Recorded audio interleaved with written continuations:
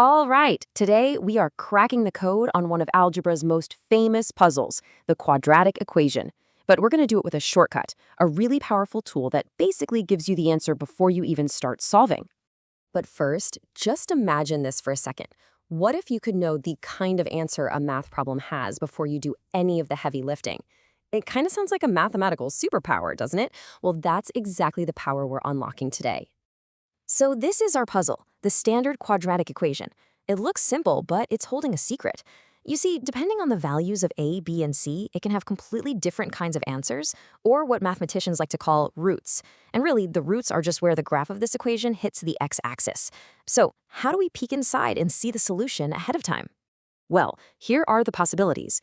Is the graph of our equation going to cross the x-axis in two different places? Or does it just perfectly touch the axis at one single point?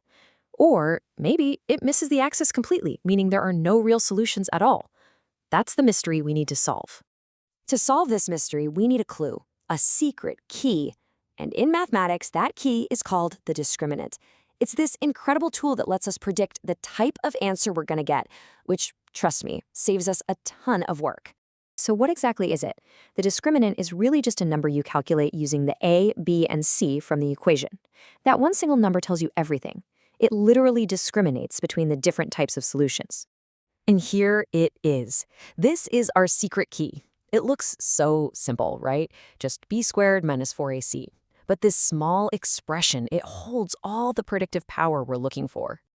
So, the real magic isn't in the formula itself, it's in what the result tells us. Depending on whether that number is positive, 0, or negative, it reveals a completely different story about the solution.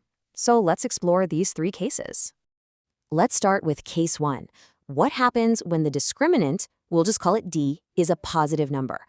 Let's see this thing in action with an example. Okay. Our first equation is x squared minus 7x plus 10 equals 0.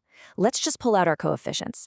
A is that invisible 1 in front of the x squared, b is negative 7, and c is 10. All right, now let's plug those into our discriminant formula. Okay, so we substitute our values in. For b squared, we've got negative 7 squared, which gives us a positive 49. For 4ac, we have 4 times 1 times 10, which is just 40. So the calculation is simply 49 minus 40. And that leaves us with 9.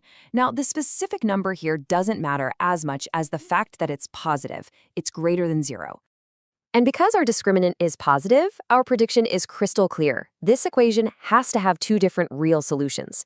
And notice, we figured that out without actually having to solve for them. How cool is that?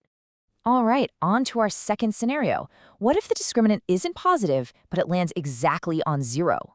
Let's investigate with a new equation. For this case, we're going to use x squared minus 6x plus 9 equals 0. So our a is 1, b is negative 6, and c is 9. Let's see what happens when we calculate the discriminant this time. Okay, we plug these into our formula. B squared is negative 6 squared, which gives us 36, and 4ac is 4 times 1 times 9, which is also 36.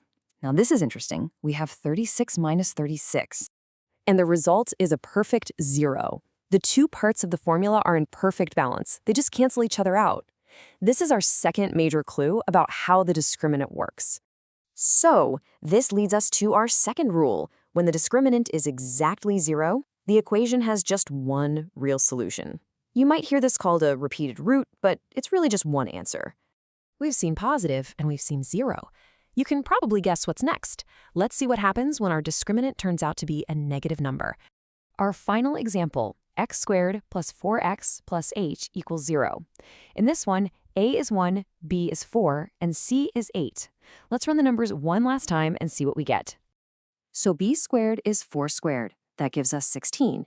And 4ac is 4 times 1 times 8, which is 32. Our calculation then becomes 16 minus 32. And that leaves us with a negative result, negative 16. This is the third and final piece of our puzzle. When the discriminant is less than 0, it's telling us something really profound. There are no real number solutions for this equation. The parabola it represents never crosses the x-axis. The roots do exist, but they're in the realm of imaginary numbers, which opens up a whole new world of advanced math. So let's just recap everything. It all comes down to this. If the discriminant is positive, you've got two distinct real roots. If it's 0, you have exactly one repeated real root. And if it's negative, you have no real roots. It's an incredibly elegant and simple system. So, what does this all mean for you? Well, it means you now have a genuine mathematical superpower. By calculating one simple value, you can predict the future of any quadratic equation you ever encounter. You've learned how to look inside an equation and see its future. That's a powerful skill. So the question I'll leave you with is this. Now that you have this key, what other mathematical puzzles are you ready to unlock?